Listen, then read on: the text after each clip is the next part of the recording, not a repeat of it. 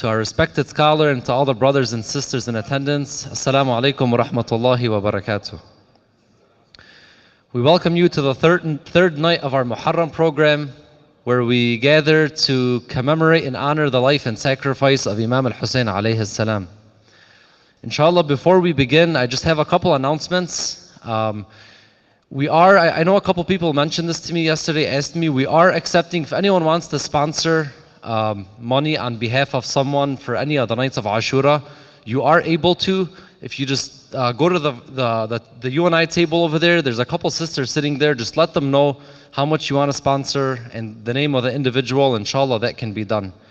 Over there, they're also selling our Ashura shirts and the asbit, the headbands, and they're designed to our theme, the Muharram, this theme right here. So inshallah, those are for sale on the UNI table as well. And then I just want to remind you guys, we have the art display auction going on. So if anyone is interested in bidding for any of the art pieces, they're in the back hallway. You guys can go check them out. And one more thing, our English program's in here. The Arabic program's in the hall to the right. And inshallah, we have a kids program also upstairs going on at 10 o'clock at the same time. So if anyone wants to drop off their kids or siblings or any kids, you guys can just drop them off upstairs in the conference room. And it'll go on the same time this program goes on. So without further ado, inshallah, we'll begin this program with some recitation from the verses of the Holy Quran.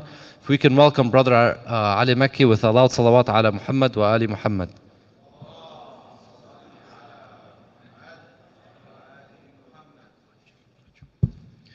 السلام عليكم ورحمة الله. صلوا على محمد وآل محمد.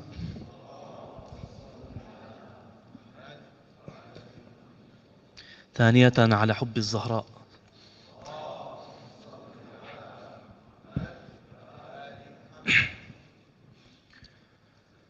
أعوذ بالله من الشيطان الرجيم.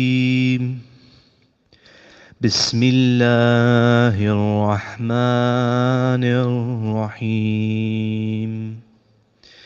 الحمد لله الذي خلق السماوات والأرض وجعل الظلمات والنور ثم الذين كفروا بربهم يعدلون. هو الذي خلقكم من طين ثم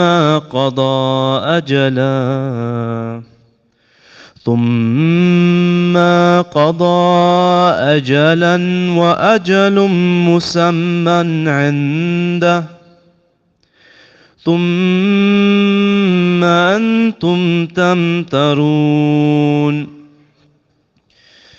وهو الله في السماوات وفي الأرض يعلم سركم وجهركم ويعلم ما تكسبون. وما تأتيهم من آية من آيات ربهم إلا كانوا عنها معرضين. فقد كذبوا بالحق لما جاءهم فسوف يأتيهم أنباء ما كانوا به يستهزئون. ألم يروا كم أهلكنا من قبلهم من قرن مكناهم في الأرض ما لم نمكن لكم وأرسلنا السماء عليهم مدرارا وجعلنا الأنهار تجري من تحتهم فأهلكناهم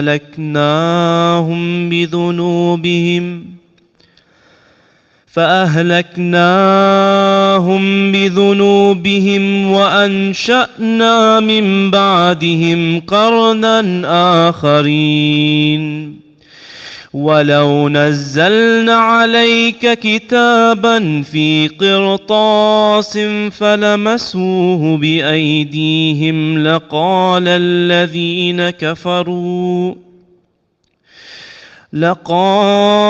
الذين كفروا إن هذا إلا سحر مبين وقالوا لولا أنزل عليه ملك ولو أنزلنا ملكا لقضي الأمر ثم لا ينظرون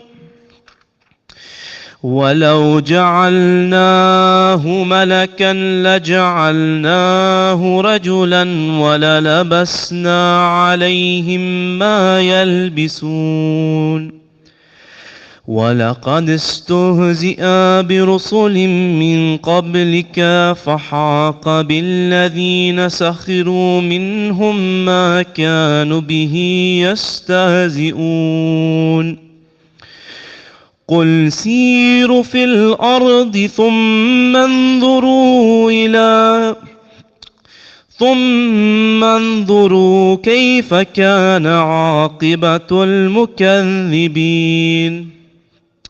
قل لمن ما في السماوات والأرض قل الله كتب على نفسه الرحمة ليجمعنكم إلى يوم القيامة لا ريب فيه الذين خسروا أنفسهم فهم لا يؤمنون وله ما سكن في الليل والنهار وهو السميع العليم قل أغير الله أتخذ وليا فاطر السماوات والأرض وهو يطعم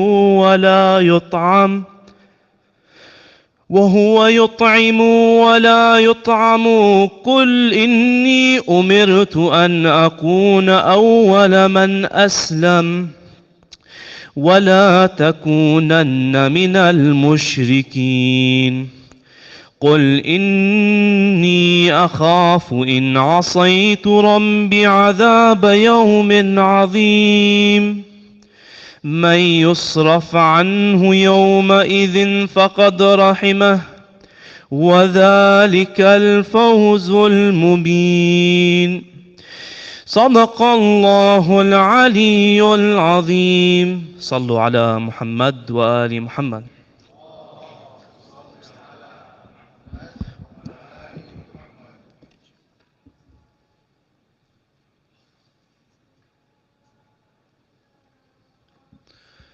Thank you, Brother Ali Rida, for the beautiful recitation. Inshallah, tonight we'll be continuing on yesterday's topic, love the only way forward. So inshallah, without further ado, if we can welcome Sayyid Ali Musawi with a loud salawat ala Muhammad wa ali Muhammad.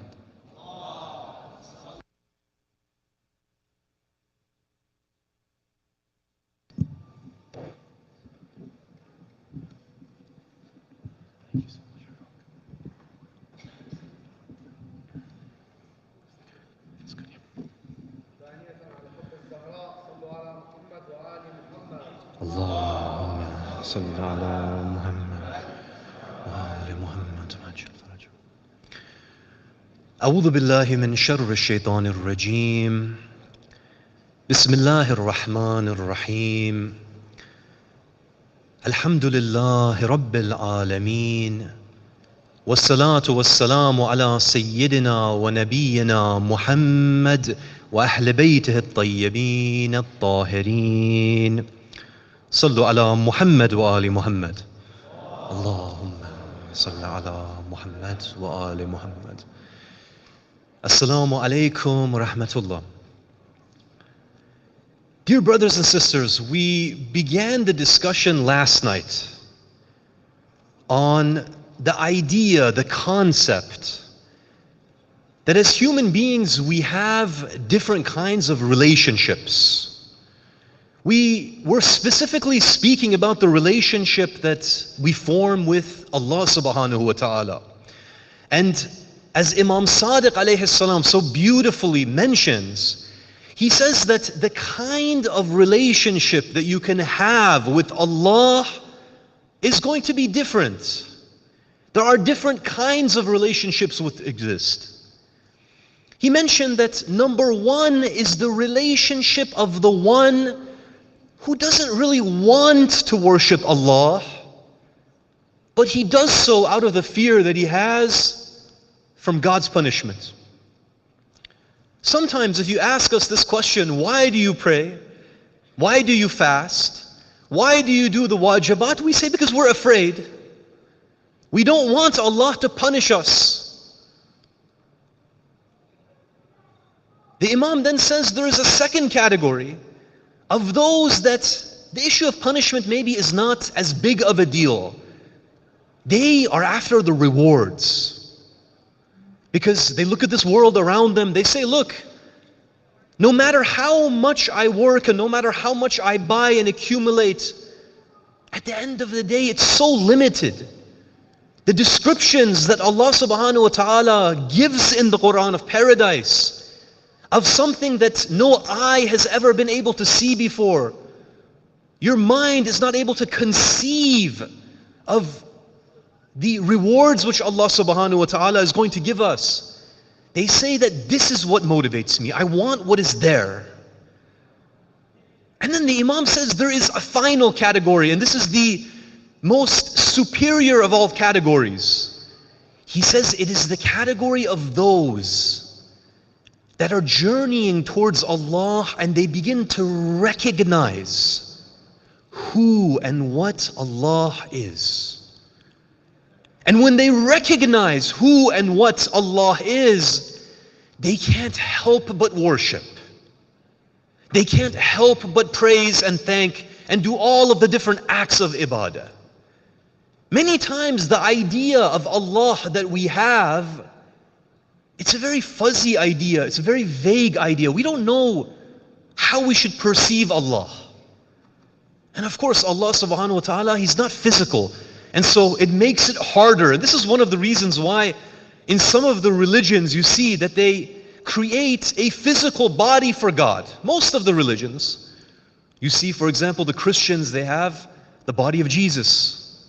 The Hindus, they have all of those statues.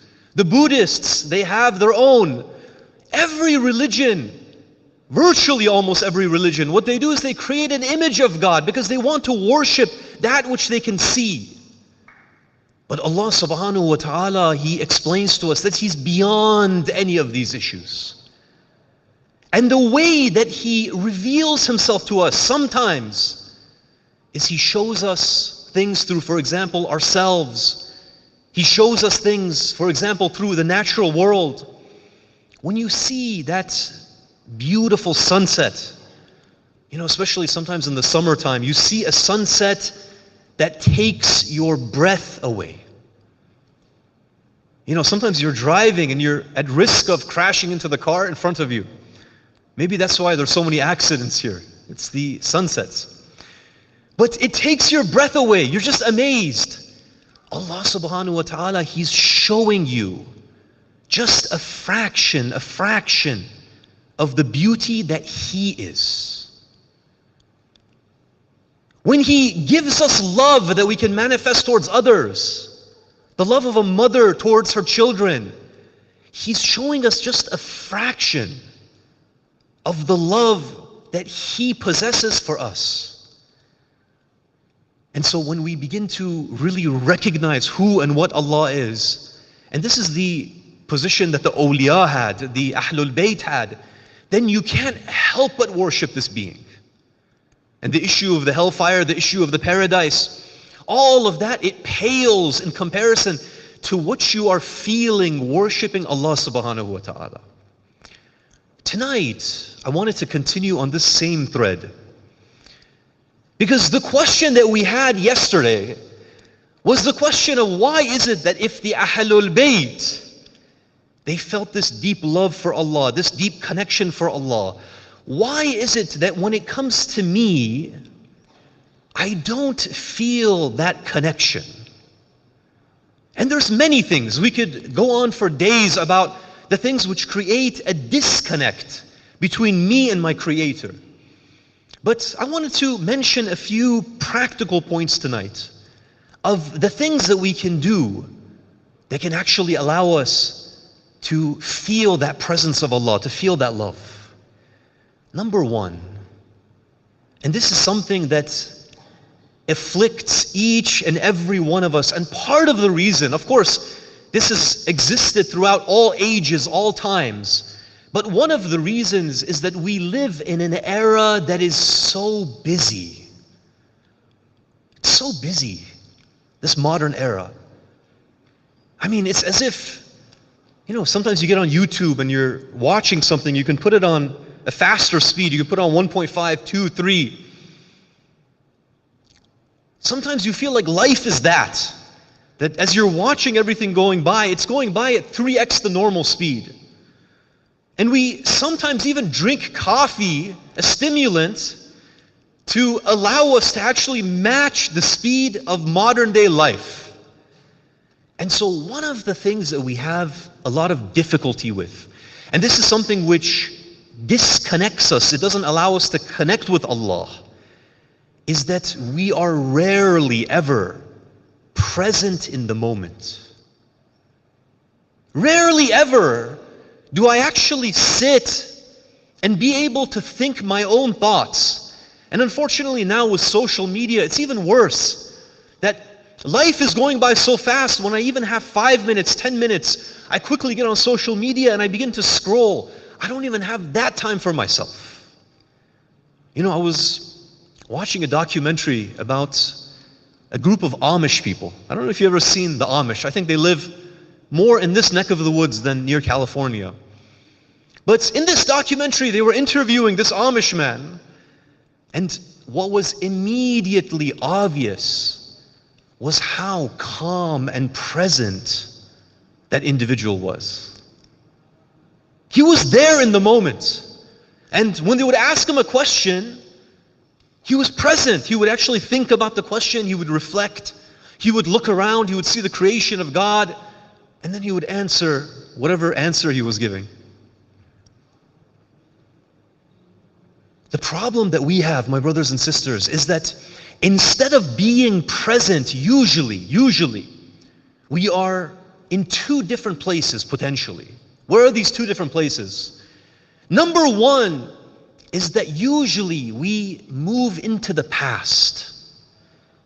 I'm sitting here, instead of thinking about the now, about what I should be doing right now, about the blessings which I'm engulfed in now that Allah has given to me, I'm thinking about the things, the mistakes, maybe the sins which I created in the past, which I made in the past. Or opportunities that I lost. Ya Allah, if I had gotten that job, and then I would have gotten this other job, and it would have led me to this job, and I would have had this amount of money, and I would have been able to buy this kind of a house and this kind of a car, and I would have been living in this neighborhood. We're constantly focusing on the past of who and what we used to be. Then there's a second place. Whenever we're not in the past, we quickly go into where? Into the future. Inshallah, I want to do this, and I want to achieve this. And when I achieve this, the next step is going to be over this place, and I'm going to have this amount of money and these kinds of social statuses. Constantly, we are moving from the mistakes that we have made in the past to what we want to achieve in the future. And there's nothing wrong with reflecting on the past and planning for the future. It's good. But when it becomes obsessive, when we forget about the now, then we lose out on so much, my brothers and sisters. Sometimes you see a family sitting in a restaurant, and usually cell phones are involved. I don't know if it's a blessing, it's a curse, this device. But they are sitting at the same table, a mother, a father, the children, and they might as well be in a different universe. They're not there. This is one of the worst things that we can do to ourselves. Whenever you ground yourself, you come into the present, you begin to look, you say, Ya Allah, what is this world that you have created for me? All of these blessings that you have given to me. You begin to thank Allah. You begin to feel that sense of connection with Allah.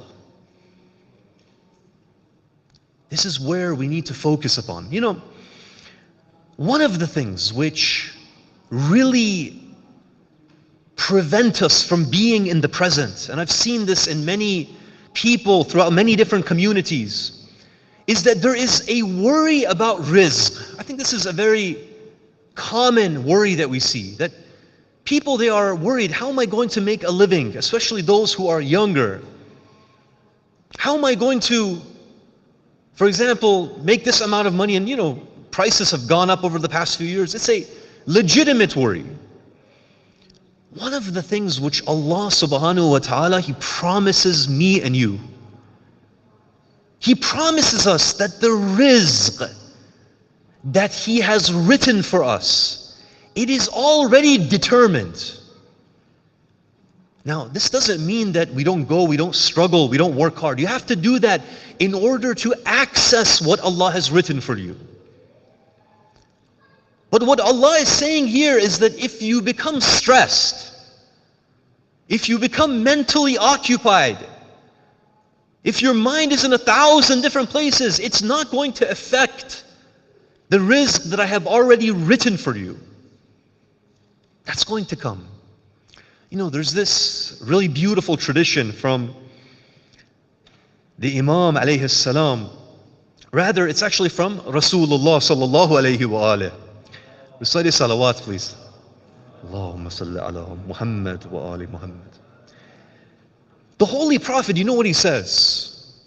He says that right now, it was revealed to me that no one is going to die until all of the sustenance that Allah subhanahu wa ta'ala has written for him reaches him. Then he continues.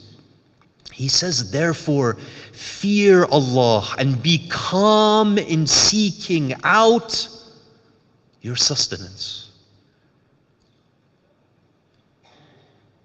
And then he continues and he says, and be careful that if there is a delay in the sustenance reaching you, sometimes Allah, He wants to test me and you. He says, I've given you everything you wanted for decades. Let me test you. Let me see if I remove that blessing, that rizq, how are you going to react? You say you're a Muslim. You say you believe in me. You say you love me and my Prophet. You obey my rules. If I test you for just a little bit, a month, 2 months, how are you going to react? What are you going to do? I want to see. The Holy Prophet, he says, if there is a delay in receiving that sustenance, be careful that it does not push you in seeking out that sustenance in unlawful ways. Subhanallah.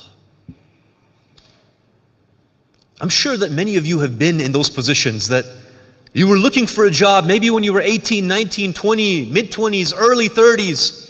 And for a period of time, no matter what you did, it was like there was a door that was closed and it wasn't opening. And sometimes what ends up happening is that you receive a job. And when you're looking at it, you see that it involves certain elements of haram. Sometimes a little bit of haram. It's not that bad. It's a little bit of haram. And you're tempted. You don't know what to do. And if you have a family, if you have kids, it's even worse. Because you see the bank account is shrinking and the job offer is right in front of you. Allah is forgiving, right? Allah will forgive. My brothers and sisters, when we look at this issue of rizq, it is one of the most important elements that when I want to connect my heart to Allah, if the rizq is unlawful, believe me, the heart is not able to connect with Allah. You know, Imam Hussein alayhi salam, on the days that he was in Karbala, you know, one of the things that he says to the opposing enemy that is standing in front of him, He told them that I'm speaking to you, but you don't understand my words. You don't perceive my words. Why? He tells them why. He says it is because your stomachs have been filled with haram. Was he speaking about haram meat? Was he speaking about pork? He wasn't. These were all Muslims. They all prayed. They all fasted. They all ate dabih halal. But they would take money from illegitimate means, from the oppressors. And even when they were standing in front of a ma'soom, this is such an important point, because we ask for Imam al-Hujjah to come. They were standing in front of a ma'soom, but they couldn't recognize the most beautiful creation of Allah. Have you ever wondered how that's possible? How is it that you can stand in front of your Imam and not recognize him? And even worse, you pull out your sword and you go and you attack and you butcher the Imam and his entire family. My brothers and sisters, this issue of rizq, don't underestimate it. If the money that we receive, it comes from oppression, if bombs are being built, weapons are being made, people are being hurt, maybe alcohol is being served and it is being produced, when this creates a harmful effect on the society, and we take that money and we consume that money in the form of food, and with the energy that we receive from that food, we try to connect with Allah. We move our tongue and our vocal cords in dua. How can it be that that dua is going to connect? How can it be that that energy that we put into worship, that it's really going to have an effect? Be very careful when it comes to the issue of rizq. And also be very calm when it comes to the issue of rizq. It is something that Allah subhanahu wa ta'ala has guaranteed for us. This was number one, being present, not allowing the mind to go in 1,000 different places. Number two is the issue of thankfulness. I really don't know what it is with us human beings. That's when I look at my own life, I see that Allah subhanahu wa ta'ala, He has given me so much. Literally, I don't know what to do with all of the things that Allah has given to me. If you actually sit and you actually begin to count the blessings of Allah, even if you spent the whole day, the whole week, the whole month, the whole year, you wouldn't be able to stop. You'd keep going until the day of judgment. But for some reason, I don't know why we're like this, we tend to focus more on what Allah has maybe taken away from us in that moment, or what He hasn't given us in that moment. And we mentioned that Allah subhanahu wa ta'ala, He tests us sometimes. He wants to see how we behave. But we tend to hyper-focus. We say, Ya Allah, why is it that you didn't give me this one thing? And the neighbor that we have and the co-worker, you gave them that one thing. And we become very thankless. One of the ways that Allah subhanahu wa ta'ala, He teaches us that you can connect with me is by showing thankfulness. And one of the things that He even mentions, and this is very beautiful, He says that whenever you show thankfulness to me, I'll actually give you even more than I've already given you. That's amazing when you really think about it. You say, Ya Allah, thank you for what you already gave me. He says, because of that, I'm going to give you even more. You know, there's this beautiful tradition. It shows that Allah is a Rabb. He is a Lord that is thankful for the very little thanks that we give to Him. In this tradition, Amir al-Mu'mineen Ali ibn Abi Talib alayhi salam, he says the following. It's such a beautiful tradition. He says, when Allah gives one of His servants a blessing, and the servant thanks Allah for that blessing in his heart, he hasn't verbalized it yet, and he is about to verbalize, he is about to say, Alhamdulillah, Ya Allah, for all of these things you have given to me. At that moment, it says that before he even has a chance to verbalize, Allah subhanahu wa ta'ala, He makes it wajib upon Himself to increase that servant's blessing even more. This is how Allah behaves with me and you. We show just a little bit of thanks, a little bit of gratitude. He says, I'm going to give you even more than what I had already blessed you with. And one of the even more beautiful things is that when we show thankfulness to Allah subhanahu wa ta'ala, we actually become even more indebted to Him than we already are. You might be wondering how. How can you become more indebted when you show thanks to Allah? I want you to think about this process that happens. Imagine that you begin to formulate in your mind thoughts of thanks. You think about what Allah has given to you, you feel that sense of thankfulness. Your mind sends signals where? To your tongue, to your vocal cords, so that they begin to move and you begin to say, Alhamdulillah. Maybe you even raise your hands, you use the muscles, the body that Allah has given to you, and you even raise your hands in thankfulness. In that moment, how did you show thankfulness to Allah? You showed it with the mind that He has given to you. It's not yours. You didn't build it. With the hands that Allah has given to you, with the tongue that Allah has given to you, with the vocal cords that Allah has given to you. And when you say Alhamdulillah using what Allah has given to you, then you become even more indebted to the Creator that had given you in the first place. This is one of the ways, my brothers and sisters, we show thankfulness. We feel that connection with the Creator. This was number 2. Recite salawat. Allahumma salli ala Muhammad wa ali Muhammad. Number 3 is that when we have a positive opinion of Allah, it changes the way that we behave. Sometimes, and we went over this, that as a result of the way that we are raised, meaning that we were raised just fearing Allah without any of the other aspects, the other elements of who Allah is. As a result of that fear, when we think about Allah, we have a very negative perspective, a very negative view.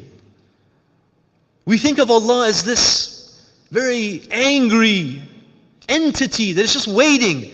As soon as you make that mistake, He's going to punish you. As a result of this, we have a very negative perspective of the Creator, and it affects us.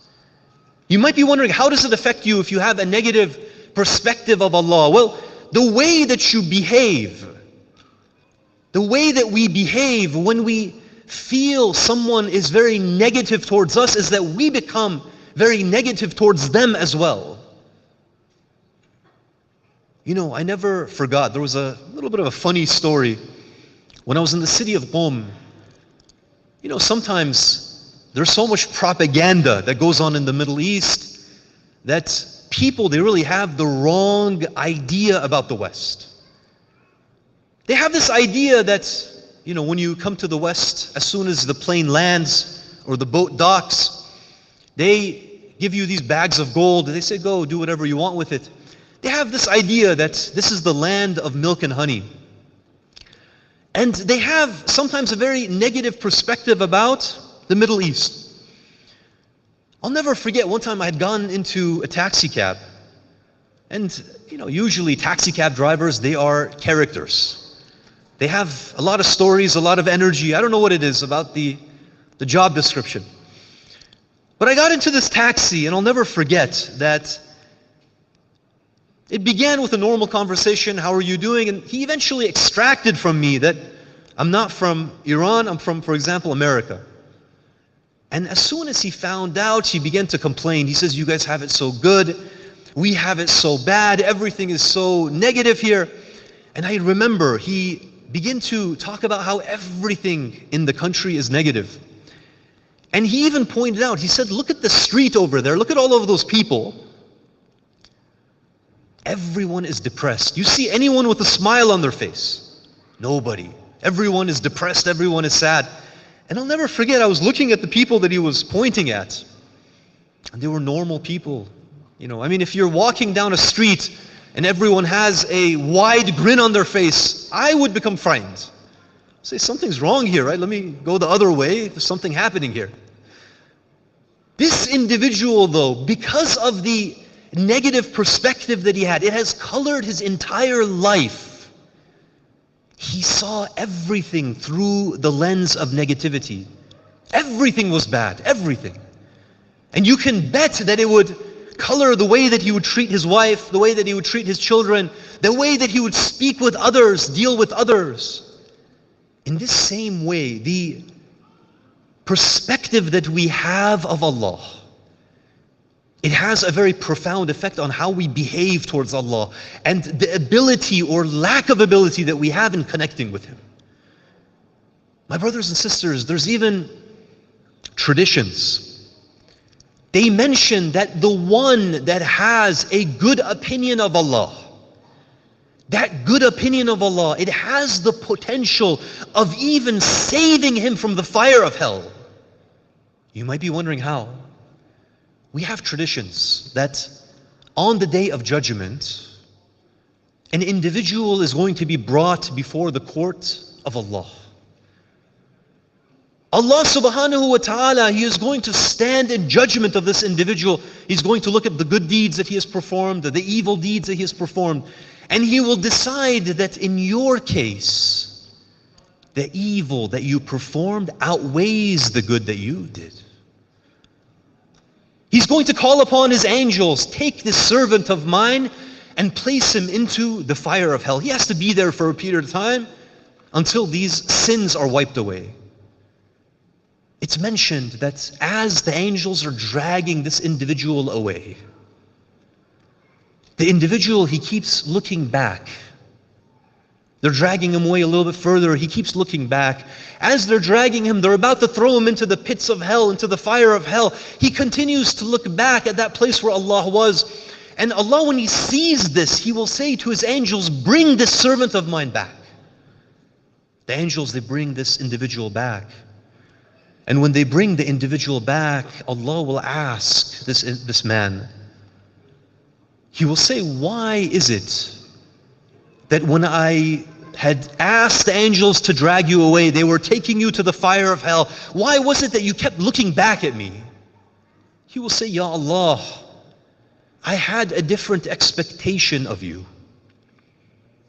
I had heard about your mercy, I had heard about your forgiveness, and I really hoped, even though I'm a sinner, even though I committed these sins, I had really hoped that on the day of judgment, when I saw you, you would forgive me the mistakes which I had performed. Allah subhanahu wa ta'ala, He will say, because of this good opinion that you had, because of the hope that you had in my mercy, I'm not going to disappoint you. I'm going to forgive you your sins. He's going to then tell the angels, instead of taking him to the fire of hell, I want you to take this servant of mine into the paradise. My brothers and sisters, the perspective that we have, it has a profound effect on the ability that we connect with Allah. Inshallah, through the blessings of mourning for Abu Abdullah, for mourning for Imam Hussein alayhi salam, we can really begin to refresh, to renew the way that we look at Allah subhanahu wa ta'ala. Inshallah, Allah subhanahu wa ta'ala will give us this tawfiq. He will open our hearts and He will bless us in this way. Let us turn our hearts towards the mourning of Imam Hussein. Sallu ala Muhammad wa ali Muhammad.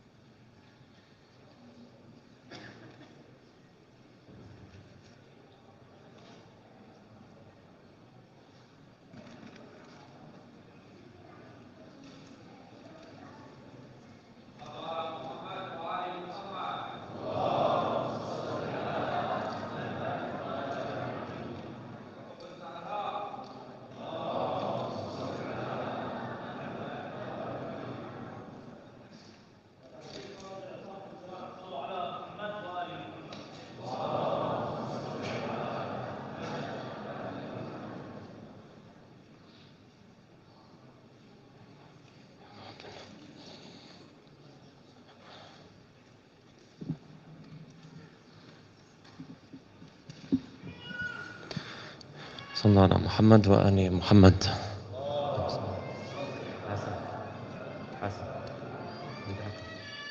ثانية على حب الزهراء صلى على محمد وآل محمد.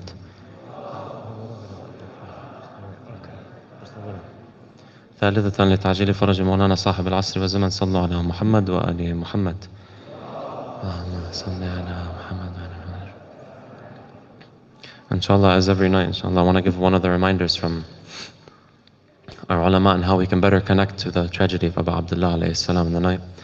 As we all know, every single night that we go into the majalis, the tears are very important, that they lead to action and reformation of ourselves with Allah subhanahu wa ta'ala. That's first and foremost, inshallah. The next thing is that if you feel like it's hard for you to shed tears, one of the advices that we're given by our ulama is that you try to do sincere istighfar before the majlis begins. So if you can take that 10-15 seconds to do istighfar, ask God for forgiveness before we enter into the majalis, this might be one deciding factor of you shedding more tears, inshallah, and benefiting more through the majalis. Sallallahu ala Muhammad wa ali Muhammad. Allahumma salli ala Muhammad. And just one more advice from one of our ulama to help you connect better to the musibah of Abu Abdullah. He says, when in a mourning ceremony, we should imagine ourselves being beside Imam al-Hussein alayhi salam. This means we should strive to reflect in ourselves the state the Imam and his companions were in. Once we are in this state, we can't help but shed tears for the Imam. So it's very important that if you can't cry, put your head down in grief. As they say, you'll get the reward as if you were crying.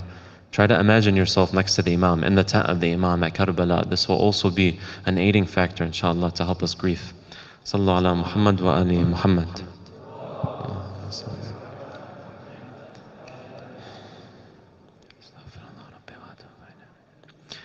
أعوذ بالله من الشيطان الرجيم.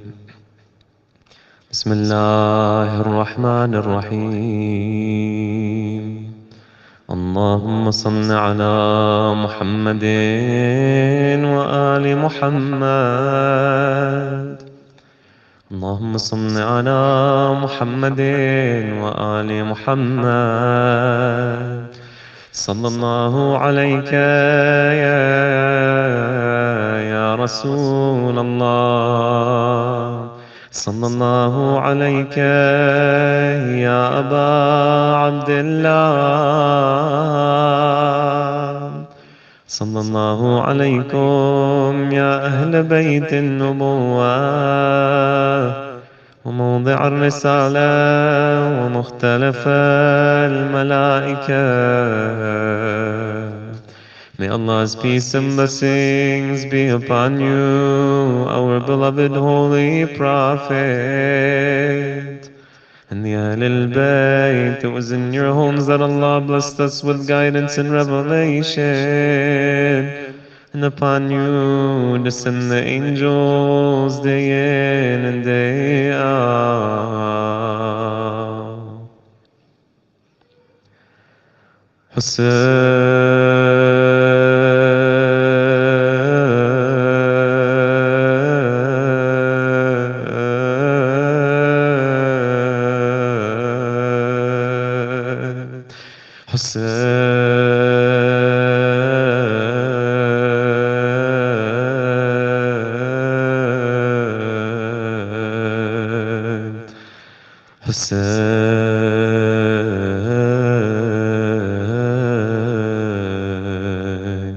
صلى الله عليك يا أبا عبد الله.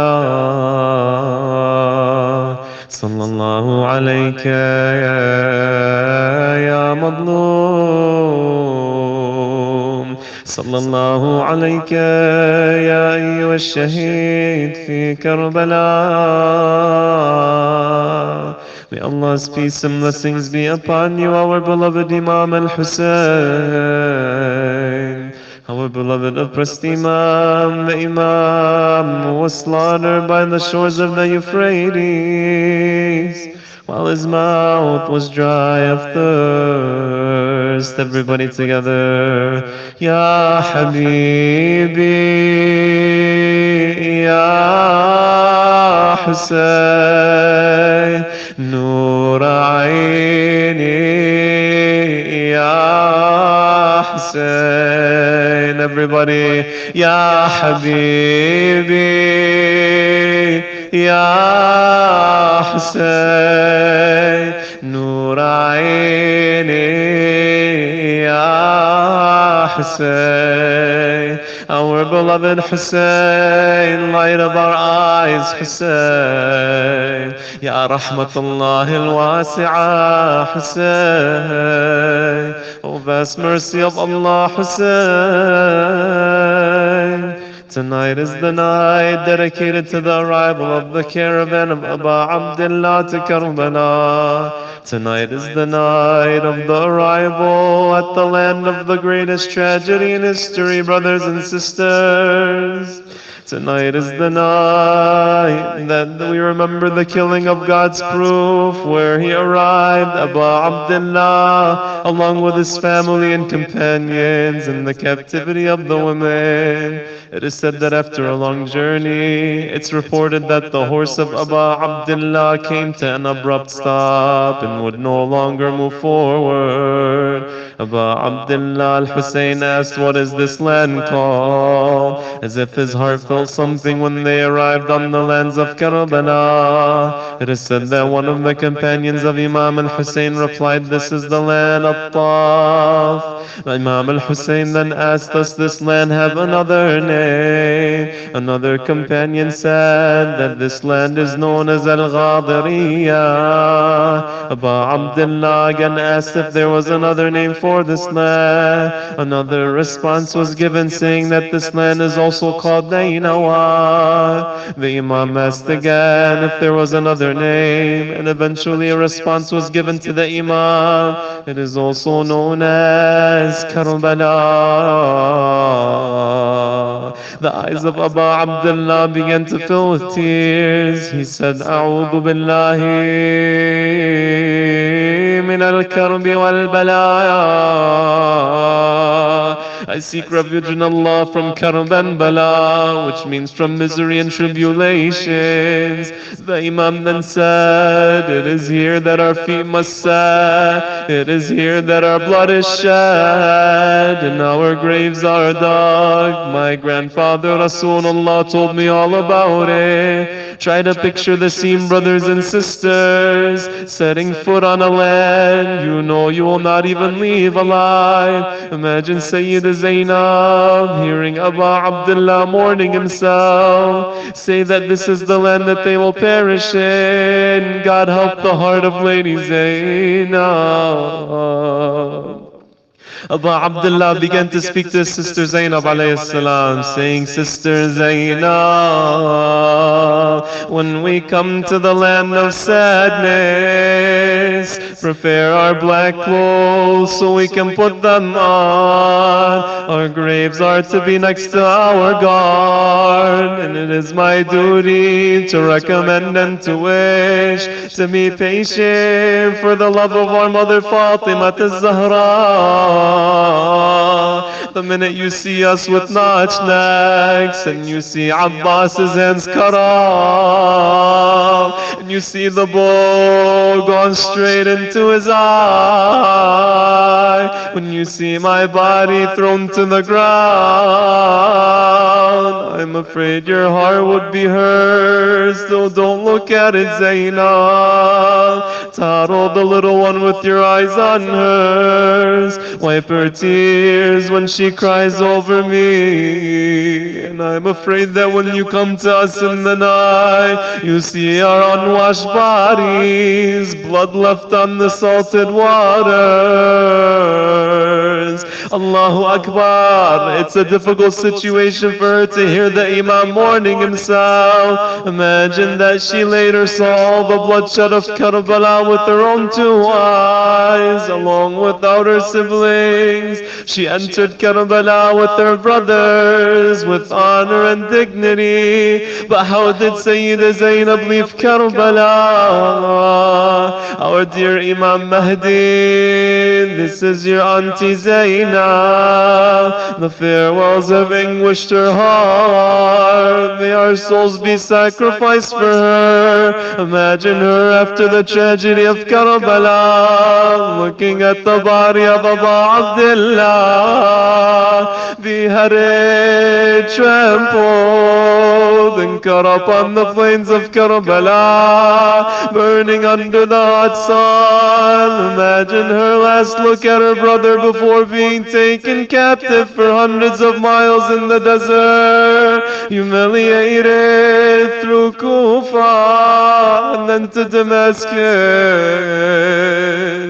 It is said we have a narration in which one of the companions mentions that Imam Amir al-Mu'mineen Ali alayhi salam once passed by the land of Karbala on his way to Siffin, and it is said that there he stood and he began to cry. Look at Imam Ali. Imagine Imam Ali standing on the plains of Karbala, the father of Abu Abdullah, standing at the very land that he knew his son would be slaughtered in, and he begins to say, Sabran ya Abu Abdullah, Sabran ya Abu Abdullah.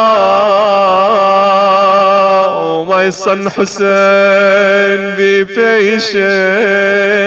It is said the others asked Imam Ali what was going on. The Imam then replied by telling them, this is where my son Hussein is going to be killed. This is where my son Hussein is going to be killed. And the skies are going to be crying for my son Hussein. He then recited a Quran verse that was in relation to a nation of people that were brought punishment upon themselves. Bismillah ar-Rahman ar-Rahim. فَمَا بَكَتْ عَلَيْهِمُ السَّمَاءُ وَالْأَرْضُ وَمَا كَانُوا مُنذِرِينَ. And neither the heaven nor the earth shed a tear over them, nor were they given a respite again. وَلَكِنَّهَا, Imam Ali alayhi salam then says, وَلَكِنَّهَا تَبْكِي عَلَى Abu Abdullah al-Hussein. But the sky cried over Abu Abdullah al-Hussein. How many years have we wept in the eye your name is kept? Hussein will never forget. Hussein will never forget. You call for help, the soul hears. We can fill seas with our tears and drown all those swords and spears, and drown all those swords and spears. We heard when for help you'd call. We heard when your help you'd call. Our tears caught you when you'd fall. Oh, Hussein, hearts to you crawl. Oh, Hussein, hearts to you crawl. Oh, swords on you would pray. Oh, swords on you would pray. Hearts as from grief they sway. Help those hearts on Judgment Day. Help those hearts on Judgment Day. Everybody together. Wa Husayna, Wa Husayna, Wa Ghariba, Wa Shahida, Wa Husayna, Wa Shahida. Everybody, let us all send our salams to Abu Abdullah from now until the 10th of Muharram. Ya Husayna, Ya Husayna, salamun min qulubin أنت فيها. Everybody. يا حسين سلام من قلوب أنت فيها. يا حسين لك الأرواح طرا نفتديها. يا حسين peace be upon you from all the hearts you are in. Ya Husseina, peace be upon you from all the hearts you are in. لا حول ولا قوة إلا بالله العلي العظيم. إنا لله وإنا إليه راجعون. وسيعلم الذين ظلموا آل بيت محمد أي منقلب ينقلبون والعاقبة للمتقين. To Allah we belong, and to Him is our return, and soon the aggressors will know what change their affairs will take, and the end result will be for the righteous. Ya Allah, in the name of Hussein, by the right of Hussein, by the thirst of Hussein, Ya Allah, we ask you to forgive our sins. We ask you to allow us to shed tears and make a change through these majalis for Abu Abdullah. We ask you to give us a good end on the path of truth, Ya Allah. We ask you to fill our hearts with the love of Muhammad and the family of Muhammad. We ask you to cure our sick ones and forgive our deceased, Ya Allah. We ask you to bring victory and relief to the oppressed all around the world, Ya Allah, specifically those in Palestine, Ya Arhamar Rahimeen. We ask you to hasten the return of our Master Imam Sahib al-Asri wa Zaman, and to make us amongst his loyal supporters, Ya Allah. برحمتك يا أرحم الراحمين. وصلى الله على سيدنا محمد وآله الطاهرين.